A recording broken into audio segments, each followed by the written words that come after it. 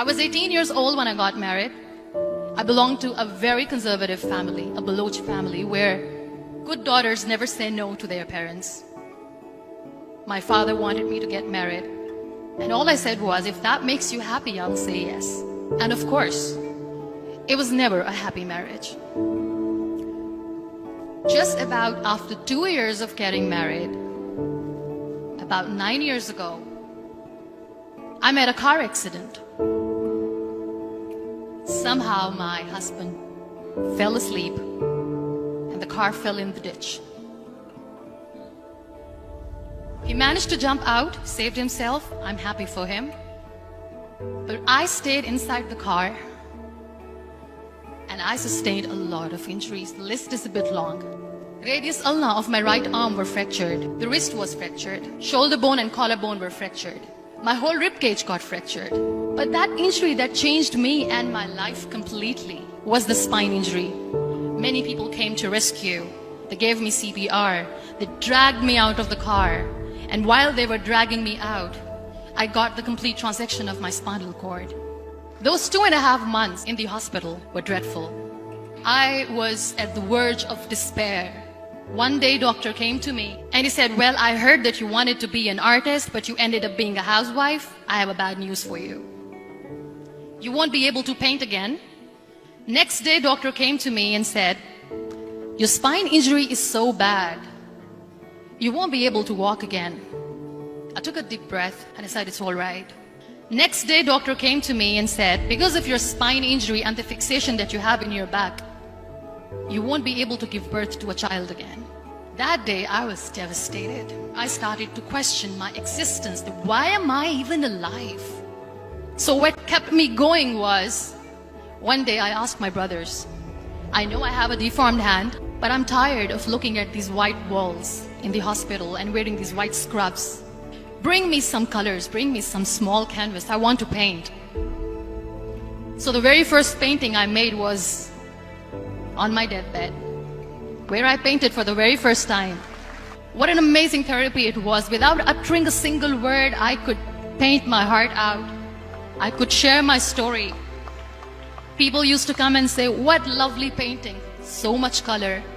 Nobody could see the grief in it. Only I could. And that day I decided that I'm going to live life for myself. I am not going to be that perfect person for someone. I am just going to take this moment and I will make it perfect for myself. That I'm going to fight my fears. So I wrote down one by one all those fears. And I decided that I'm going to overcome these fears one at a time. You know what was my biggest fear? Divorce. But the day I decided that this is nothing but my fear, I liberated myself by setting him free. And I made myself emotionally so strong that the day I got the news that he's getting married, I sent him a text that I'm so happy for you and I wish you all the best. And he knows that I pray for him today. Number 2 was, I won't be able to be a mother again. And that was quite devastating for me.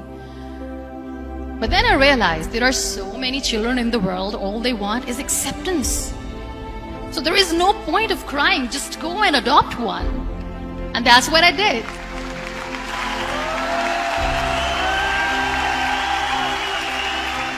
I gave my name in different organizations, different orphanages, and I waited patiently. 2 years later, I got this call from a very small city in Pakistan. I got a call and they said, are you Muniba Mazari? There is a baby boy and would you like to adopt? I could literally feel the labor pain. I said, yes, yes, I am going to adopt him. I am coming to take him home. And that day, I was 2 days old, and today he's 6. You know, when you end up being on the wheelchair, what's the most painful thing? People think that they will not be accepted by the people because we, in the world of perfect people, are imperfects. So I decided to appear more in public. I started to paint. I have done a lot of modeling campaigns. I decided that I'm going to join the national TV of Pakistan as an anchor person. I became the National Goodwill Ambassador for UN Women Pakistan, and now I speak for the rights of women, children. I was featured in BBC 100 Women for 2015. I'm one of the Forbes 30 under 30 for 2016. So when you accept yourself the way you are, the world recognizes you. It all starts from within. We have this amazing fantasy about life. This is how things should work. This is my plan. It should go as per my plan. If that doesn't happen, we give up. I never wanted to be on the wheelchair. Never thought of being on the wheelchair. This life is a test and a trial, and tests are never supposed to be easy. So when you're expecting ease from life, and life gives you lemons, then you make the lemonade, and then do not blame life for that. It is okay to be scared. It is okay to cry. Everything is okay, but giving up should not be an option. They always say that failure is not an option. Failure should be an option, because when you fail, you get up, and then you fail, and then you get up, and that keeps you going. Embrace each and every breath that you are taking. Celebrate your life. Live it. Don't die before your death.